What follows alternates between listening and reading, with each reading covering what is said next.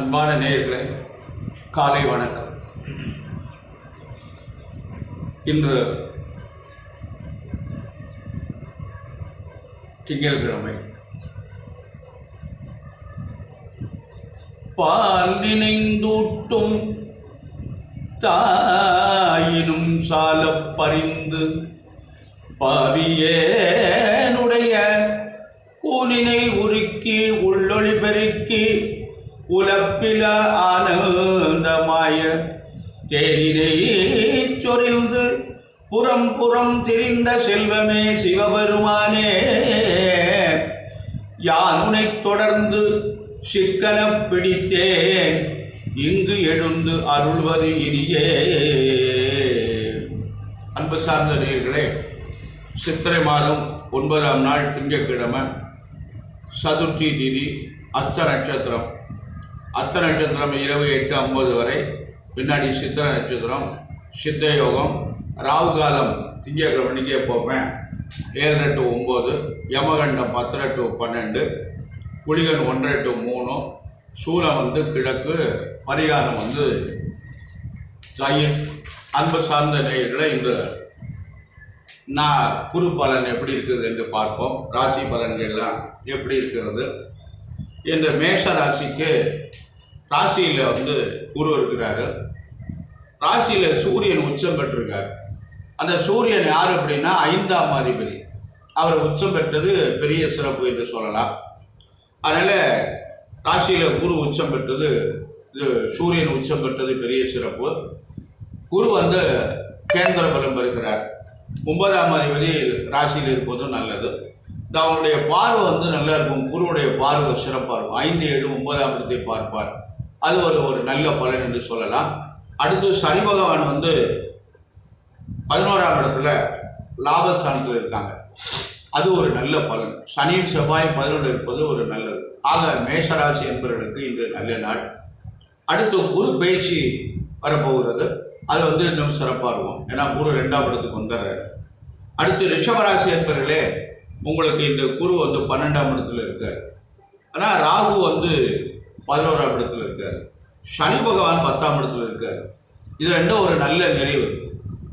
இந்த சனி ராகு ஒரு நல்ல அருமையான இடத்துல இருக்காங்க.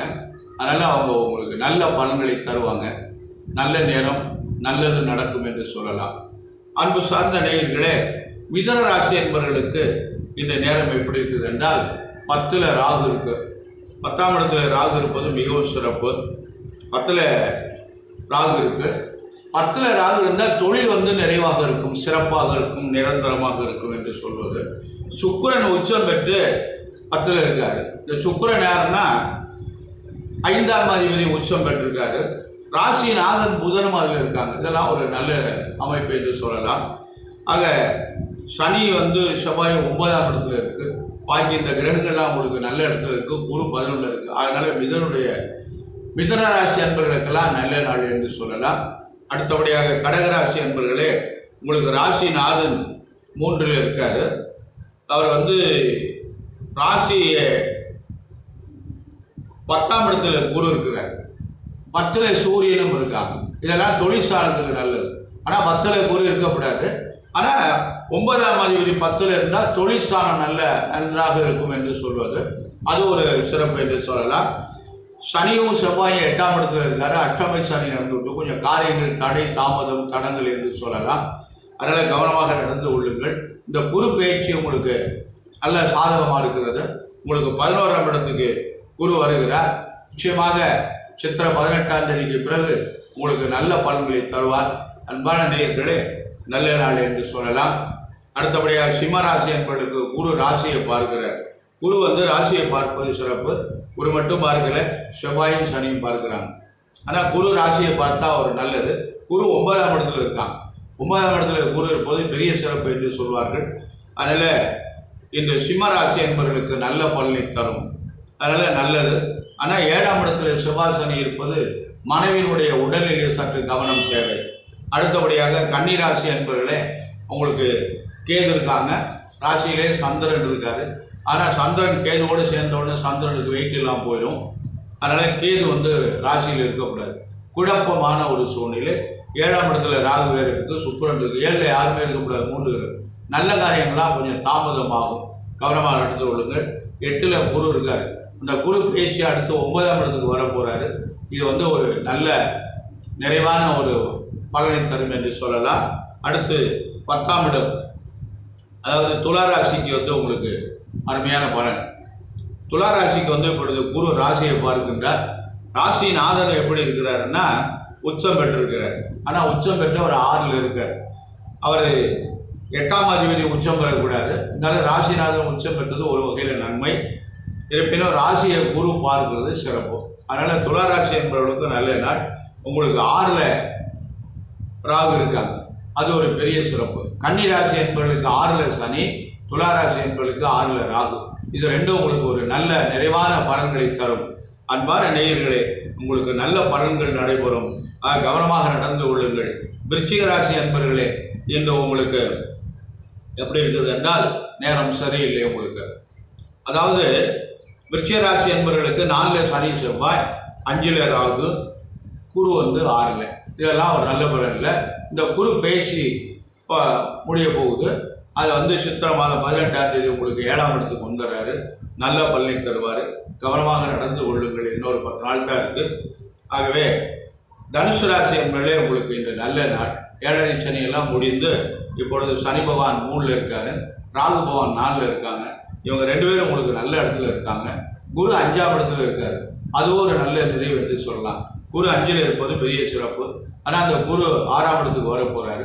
6ஆம் இடத்துக்கு வந்தாலும் அவருடைய பார்வையில் உங்களுக்கு நன்றாக இருக்கிறது. அதனால் தனுசு ராசி என்பவர்கள் கவலைப்பட வேண்டாம். நல்ல ஒரு 10ல் கேது இருக்காரு, தொழிற்சானம் நிறைவாக இருக்கும். அதனால் தனுசு ராசி என்பவர்களே கவனமாக நடந்து கொண்டால் நல்ல முன்னேற்றம் ஏற்படும். அடுத்தபடியாக மகர ராசி என்பவர்களே, உங்களுக்கு 7ரை சனியுடைய தாக்கம் இருக்கிறது. இந்த 7ரை சனி வந்து இன்னொரு 2 வருஷத்துக்கு மேலே இருக்கிறாங்க. 3ல் ராகு இருப்பது ஒரு நல்ல பலன்.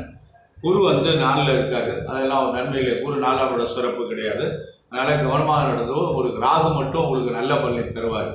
அடுத்தபடியாக கும்பராசி என்பவர்களே, உங்களுக்கு ராசியில் வந்து சனி இருக்காங்க, செவ்வாய் இருக்காங்க. ஜென்மச்சனி என்று சொல்வது இன்னும் 5 ஆண்டுகள் அந்த சனி பகவான் அதில் இருப்பார். அதனால் முதல் சுற்று, 2வது சுற்று, 3வது சுற்று என்றெல்லாம் வரும். ஆகவே கவனமாக நடந்து கொள்ளுங்கள். சில பேருடைய அமைப்பெல்லாம் என்ன சொல்கிறாங்கன்னா, இந்த ராசிக்கு இருக்கிற கும்பராசியெல்லாம் பிரமாதமாக இருக்க போகிறது என்று சொல்கின்றார்கள். எனக்கு தெரிந்தவரை 7ரை சனி இருந்தால் இந்த 7.5 ஆண்டுகள் சிரமத்தை தான் கொடுக்கும். இந்த சாகுத்திகள் நல்ல சிறப்பாக இருந்தால் பலன்கள் நிறைவாக இருக்குமே தவிர மற்ற கிரகங்களால் இந்த பலன்கள் சரியாக வரும் என்று தெரியவில்லை. ஆகவே கும்பராசி என்பவர்கள் கவனமாக நடந்து கொள்ளுங்கள். ஆகவே அடுத்து மீனராசி என்பவர்களே, உங்களுக்கும் 7.5 ஆரம்பித்திருக்கிறது. ஜென்மத்தில் ராகு வேறு, உங்கள் ராசியில் ராகு வேறு. இந்த ராகு இருந்தாலே குழப்பமான ஒரு சூழ்நிலை தான். உங்களுக்கு ஒரு நல்ல முன்னேற்றத்தை காட்டாது. இருப்பினும் குரு பகவான் நல்ல இடத்துல இருக்காங்க. அதனால் இப்போ 18ஆம் தேதி வரை அதில் இருக்காங்க. அடுத்தபடியாக அவங்க வந்து 3ஆம் இடத்துக்கு போக போகிறாங்க. 3ஆம் இடத்துக்கு போனாலும் 9ஆம் இடத்தை பார்க்குறாங்க. 9ஆம் இடத்தை குரு பார்த்துட்டாங்கன்னா அவங்க வந்து ஒரு நல்ல அருமையான பலன்களை தருவாங்க. அன்பான நேயர்களே, உங்களுக்கு வந்து இப்பொழுது வந்து நல்ல நேரம். மீனராசி என்பவர்களுக்கெல்லாம் நல்ல பலன்கள் தரும், நல்ல பலன்கள் நடைபெறும் என்று சொல்வது. கவனமாக நடந்து கொள்ளுங்கள். கவனமாக நடந்துக்கிட்டீங்கன்னா உங்களுக்கு நல்ல பலன் தரும். இறை வழிபாடு தான் நல்லது. அதனால் இவங்க என்ன சொல்கிறாங்கன்னா, ஒன்றும் நடக்க மாட்டேங்குது, ஒன்றும் நடக்க மாட்டேங்குதுன்னு சொல்கிறாங்க. என்னுடைய ஒரு பணிவான கருத்து என்னவென்றால், கடவுள் இருக்கிறார், பயமே இறைவன் இருக்கிறார். அதனால் இறைவன் மேல் நம்பிக்கை வைத்து அந்த இறை வழிபாடு சனிக்கிழமை முதல் விரதம் பாருங்க, கோளறு திருப்பதியும் பாராயணம் பண்ணுங்க, சனி பகவானுக்கு தீபம் ஏற்றுங்கள், ஒரு கிழமையாக அர்ச்சனை பண்ணுங்க, கிடைச்சதுன்னா வன்னி பத்திரத்தால் அர்ச்சனை பண்ணுங்க, நல்ல பலன்களை தரும். பயப்படாதீங்க. அந்த இறை வழிபாடு நமக்கு சிவாய நம்ம எந்த சிந்திப்பார்க்கு அபாயம் ஒரு நாளும் இல்லை. ஆகவே நல்லது நடக்கும். அன்பான நேயர்களே, இன்று ஒரு சிறப்பான ஒரு இதை பற்றி பேச போகிறோம். அதாவது ஆயில்ய நட்சத்திரத்தை பற்றி ஒரு கருத்தை நம்ம ஆய்வு செய்வோம். இந்த ஆயில்ய நட்சத்திரத்தை பற்றி தவறான கருத்து மக்களிடம் இருக்குது. ஆயில்ய நட்சத்திரம் இருந்தால் மாமியாருக்கு ஆகாது என்றெல்லாம் சொல்லி தவறான முறையில் பயன்படுத்துகிறாங்க. அந்த மாதிரி எந்த நட்சத்திரமும் கிடையாது. அது மாதிரி நட்சத்திரங்களில் தோஷம் கிடையாது. பாவ நட்சத்திரங்கள் எதுவுமே கிடையாது. ஆனால் அந்த ஆயில்ய நட்சத்திரம் வந்து யாருடைய நட்சத்திரம் என்றால் ஆதிசேஷனுடைய நட்சத்திரம். ஆதிசேஷன் என்றால் 5 தலை நாகம். அந்த ஆதிசேஷனுடைய நட்சத்திரம் என்றால் அதுக்கு அரவு நட்சத்திரம் என்று பெயர். அரவு என்றால் பாம்பு. அரவம் என்று சொல்வது பாம்புக்கு பெயர் அரவம் என்று சொல்வது. பாம்புக்கு காது கிடையாது. அதனால இந்த கட்செவியை எடுத்து ஆட்டலாம் அப்படி என்று சொல்லியிருக்காங்க பெரியவங்க. கண்ணை செவியாக கொண்ட பாம்பு என்று கட்செவி என்று பெயர். கண்ணு தான் அதுக்கு காது. கண்ணே பார்க்கறதுக்கும் ஒரு காது 2 கண்ணில் தான் இருக்குது. அதனால் தனியாக பாம்புக்கு காது கிடையாது என்று சொல்லுகிறாங்க. அது நம்ம பார்த்தது கிடையாது. இருப்பினும் பெரியவங்க சொல்லியிருக்காங்க பாம்புக்கு கண், அதனால் கட்செவி என்று சொல்லியிருக்கிறாங்க. அதனால் அரவம் என்றால் பாம்பு என்று பொருள். ஆகவே இதற்கு தமிழில் ஒரு சிறப்பான பெயர்கள் இருக்கிறது. ஒவ்வொன்றுக்கும் தமிழில் பெயர்கள் இருக்கிறது. இதற்கு கௌவை, வேம்பு, மதகரி என்று 3 குறிச்சொல்கள் இருக்கிறது. கௌவை என்று ஒரு பெயர், வேம்பு என்று ஒரு பெயர், மதகரி என்று. கௌவை என்றால் கலக்கம் என்று துன்பம் என்று பொருள். தமிழில், தூய தமிழில் கௌவை என்றால் கலக்கம், துன்பம் என்று பொருள். பழிச்சொல் என்று குறிக்கலாம். கௌவைக்கு பழிச்சொல் என்று சொல்லலாம். அடுத்தபடியாக மதகரி என்றால் மதம் பிடித்த யானை என்று சொல்லலாம். அதனால இந்த மதம் பிடித்த யானை உடையது தன்மை, இந்த மதம் பிடித்த யானையுடைய தன்மை எப்படி இருக்குமோ அது அந்த ஆயில் என்று இருக்கும் அப்படி என்று பெயர். இந்த கசப்பு தன்மையுடைய, வேம்பு என்றால் கசப்பு, கசப்பு தன்மை உடையது.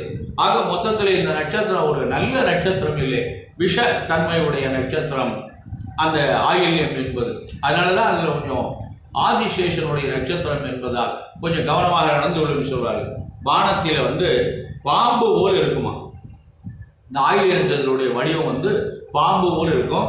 6 நட்சத்திரங்கள் ஒன்றாக இணைந்திருக்கும் என்று சொல்லியிருக்கின்றார்கள். அதனால் அன்பான நேயர்களே, இன்று நீங்கள் இந்த ஆயில்ய நட்சத்திரத்தை பற்றி யாரும் பயப்படாதீங்க. பொருத்தம் பார்க்குற போது ஆயில்ய நட்சத்திரம் இருந்தால் மாமியார் இருக்கிற என்று படிச்சோரெல்லாம் சொல்லாதீங்க. எல்லா நட்சத்திரம் நல்ல நட்சத்திரம். ஆயுள் என்பது அவங்கவுங்க பிறந்த ஜாதகத்தில் இருக்கிறது. அவங்கவுங்க பிறக்கின்ற போதே இறைவன் தலையில் எழுதிடுறாங்க, இன்னார் இத்தனை ஆண்டுகள் இந்த பூமியில் இருப்பாங்க என்று எழுதுகிறாங்க. அதனால் நீங்கள் அந்த மாதிரி ஒரு தவறான கருத்துக்கெல்லாம் போகாதீங்க. இதை நிறைய பரப்புகிறாங்க. அதாவது இந்த ஜோதிடத்தை பற்றி ஆராய்ச்சி இல்லாமல் ஏதோ வச்சுட்டு மக்களை தடுமாற விடுறாங்க. அதனால் அந்த கருத்துக்கெல்லாம் வேண்டாம். ஆயில்ய நட்சத்திரத்தில் நான் நிறைய ஆயில்ய நட்சத்திரத்தில் கல்யாணம் பண்ணி வச்சுருக்கேன். நிறைய மாமனார் மாமியார்லாம் நான் மூல நட்சத்திரத்தில் பண்ணி வச்சுருக்கேன். மாமனார் மாமியார்லாம் நல்ல நிறைவாக நீண்ட ஆயுளோடு இருக்கிறாங்க. 2 பேருக்குமே மூல நட்சத்திரோட கல்யாணம் பண்ணி வச்சுருக்கேன். அவங்க நிறைவாக இருக்கிறாங்க. ஒரே நட்சத்திரம் கூடாதுங்கிறாங்க. மூல நட்சத்திரத்தில் பண்ணி வச்சுருக்கேன். அதனால் இதெல்லாம் நமக்கு ஒரு உதாரணமாக நெருங்கிய நண்பர் ஒருத்தர், அவருக்கு மனைவியும் அவரும் மூல நட்சத்திரம். நிறைய பேர் நல்ல ஒரு பையனும் ஒரு பொண்ணோட நல்லா நிறைக்காங்க. சக்திவேல் என்ற ஒரு எஸ்ஐயோட ஓய்வு விட்டு வீட்டில் இருக்கார், மானாமதி பக்கத்தில் இருக்கார். இதெல்லாம் ஒரு நல்ல நிறைவு. அதான் நமக்கு ஒரு உதாரணம். அதனால் அன்பான நேயர்களே, இந்த ஆயில்ய நட்சத்திரத்தை பற்றி தவறான கருத்துக்கள் வேண்டாம். இன்னும் ஒரு 2 நாளில் குரு பயிற்சி பலன் ஆரம்பிக்க இருக்கிறது. தவறாமல் அன்பான நேயர்கள்லாம் கலந்து இந்த குரு பயிற்சி பலனை பார்த்து நல்லவர்கள் பெற வேண்டுமாய் அன்புடன் கேட்டுக்கொள்கிறேன். நன்றி, வணக்கம்.